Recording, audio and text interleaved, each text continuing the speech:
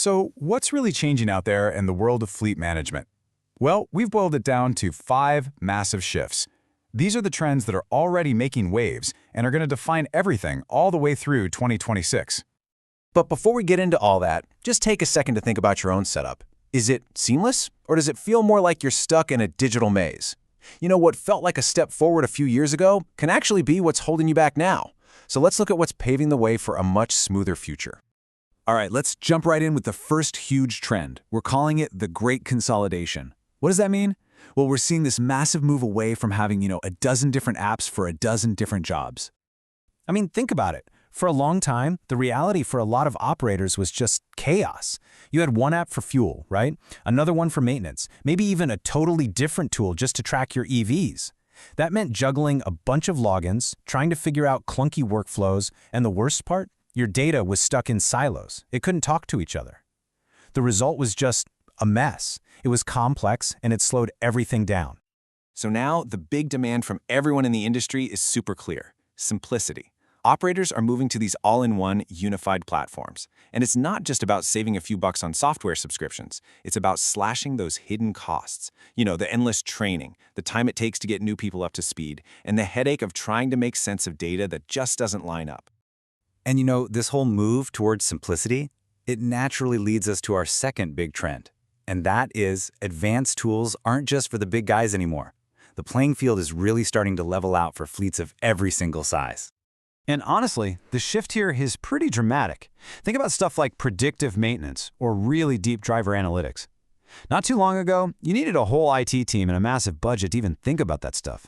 Now, it's becoming standard. It's built right in, ready to go out of the box. This is a game changer because it gives small and mid-sized businesses a level of control that was just impossible before. So, okay, when you make these incredibly powerful tools available to everyone, what happens? You get a ton of data, an absolute mountain of it. And that brings us to our third trend, which is all about data, the real lifeblood of any modern fleet. But here's the thing, it's become this double-edged sword. It's your greatest asset for sure, but it's also becoming a major point of tension. We have to stop thinking of data as just some byproduct of doing business. It's not. It's the absolute key to understanding how your fleet really works. With all the telematics and analytics we have now, you can spot patterns, you can see risks before they become problems, and you can make way smarter, much more cost-effective decisions. But this raises a really important question, right? If this data is so incredibly valuable, who actually owns it? And this is where the tension comes in. A lot of fleets are using those OEM solutions, the ones that come straight from the vehicle manufacturer.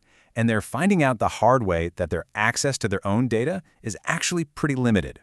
This creates what we call vendor lock-in. It means if you ever want to leave that system, guess what? You might have to leave all that valuable historical data behind. Ouch. But we are starting to see some major pushback against this. Take the EU Data Act, for example.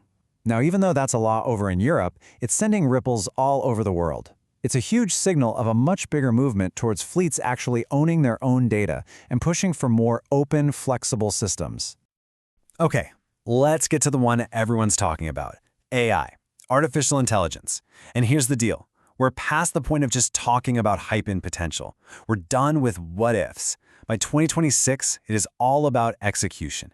It's about what you're actually doing with it and the results you can actually measure. And because of that, we're seeing this huge divide open up. On one side, you've got the companies that are jumping in and using AI. On the other, you've got the ones that are hesitating. And this isn't just some temporary gap, folks. This is a deep, structural shift. The longer you wait, the harder and more expensive it's going to be to catch up. The early adopters, they're already using AI for everything, optimizing routes, predicting maintenance, making their drivers safer. They're pulling ahead fast.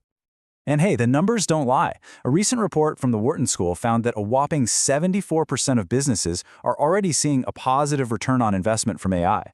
And you know what's really interesting? It's often the smaller, more nimble companies that are leading the charge here. They're able to integrate these tools into their day-to-day operations so much faster, and they're reaping the benefits. But even AI itself isn't standing still. It's evolving. We're moving past the kind of AI that just looks at data and gives you a recommendation. The next big thing is something called agentic AI.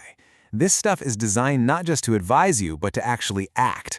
So just imagine this. An AI doesn't just flag a potential engine problem. It goes ahead and schedules the maintenance, orders the parts, and pings the driver with the new plan, all on its own. That is the incredible power of agentic AI. Let me paint a picture for you. Let's say a truck is out on a long-haul trip and the system detects a critical engine fault.